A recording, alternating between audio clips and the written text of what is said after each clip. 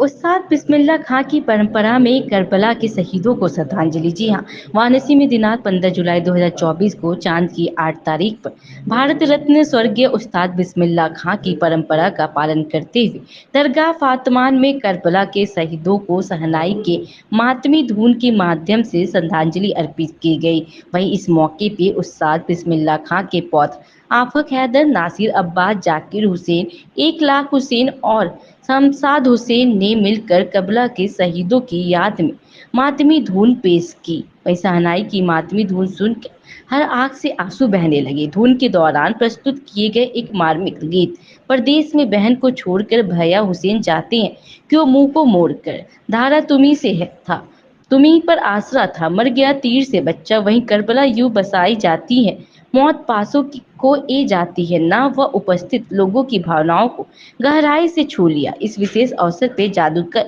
शकील अहमद भी मौजूद थे, जिन्होंने इस मातमी धुन को सुनते हुए अपनी संवेदनाओं को साझा किया। शहनाई की यह धुन करबला के शहीदों के प्रति गहरी श्रद्धांजलि थी, जो उस्ताद बिस्मिल्लाह खां के समृद्ध संगीत परंपरा को याद दिलाती है और हमारे दिलों में उनके प्रति सम्मान और कृतज्ञता को प्रकट करती है।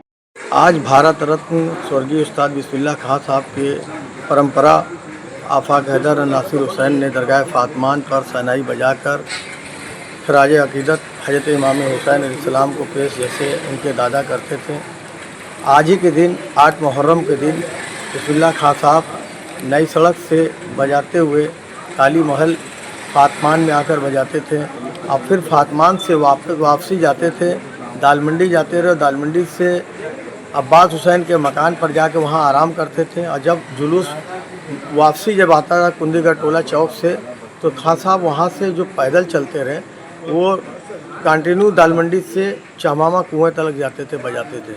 और इतिहास में ये पहला इसका मुहर्रम का महीना जो आता था 8 तारीख को, कि बिस्मिल्लाह खां साहब हज़रत इमाम हुसैन के लिए खराज अकीदत पेश करके चल के बजाते थे शहनाई।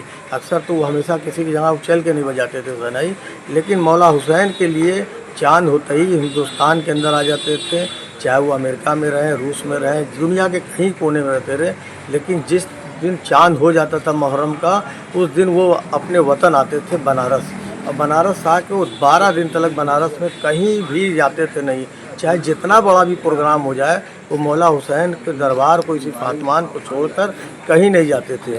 और रोज़ डेली आना, उनकी हाजिरी देना उनका, जब तक वो हयात में थे और जब तक कार्ड से चलते थे, तो वो मौला हुसैन के दरबार पे ज़रूर आते थे।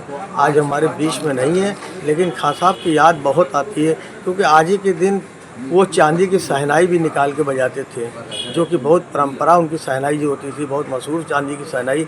और एक वक्त रहा कि बनारस के बड़े बड़े अधिकारी उनको सुनने के लिए रात 2 बजे तक भी यहाँ फातमान में बजाते थे, तो इसी जगह आकर वो बैठ के सुनते थे। और यहाँ भीड़ लगी रहती थी जब खां साहब यहाँ पर शहनाई बजाते थे। आज हमारे बीच में नहीं है, लेकिन उनकी यादें हैं, उनकी शहनाई है। जैसे कि वो शहनाई के धुन जो आज बजता है कि मारा गया तीर से बच्चा रबाब का, परदेश में बहन को जाते हो कि मुँह को मोड़ के हज़रत इमाम हुसैन को जनाब ज़ैनब उनकी बहन कहती हैं। और जो जैसी जैसी वो मतलब शहनाई के पिरोते थे, शहनाई में मातमी धुन बजाते थे, लोगों की आंख नम हो जाती थी। आज भी शहनाई सुनने पर नम हो जाती है। आज जितने भी शहनाई के अंदर जो धुन बजती है, वो खां साहब की जो पसंद था, जो उनको कि वो शहनाई की धुन वो बजाते थे। लेकिन आज नहीं है। मुहर्रम में उनकी खास याद आती है कि 5 और 8 को जो शहनाई का नजराना पेश करते रहे, आंसुओं का नजराना पेश करते रहे। आज वो देखने को नहीं मिलता, लेकिन परंपरा उनके पौत्र निभा रहे हैं। आफाक हैदर और नासिर हुसैन और उनके परिवार के लोग जाके तमाम लोग जो है शहनाई बजा रहे हैं, लेकिन खां साहब की याद ज़रूर आती है मुहर्रम के महीने।